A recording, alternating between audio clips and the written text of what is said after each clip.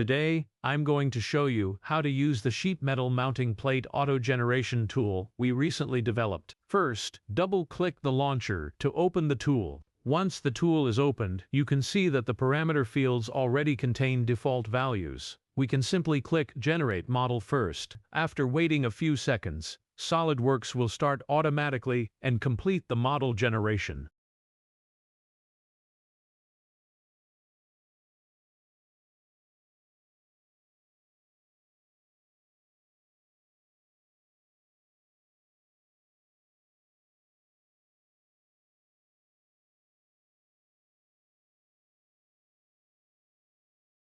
This is the model generated using the default parameter settings.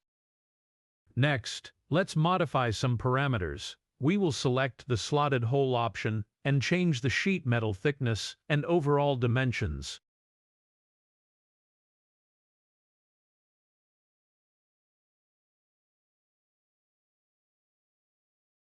Then click Generate Model again.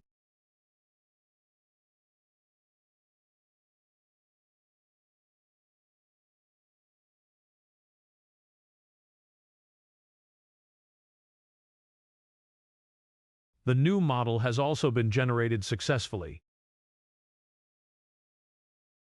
All generated models will be automatically saved in the output folder. That's all for today's demonstration of how to use the sheet metal mounting plate auto generation tool. Thank you for watching.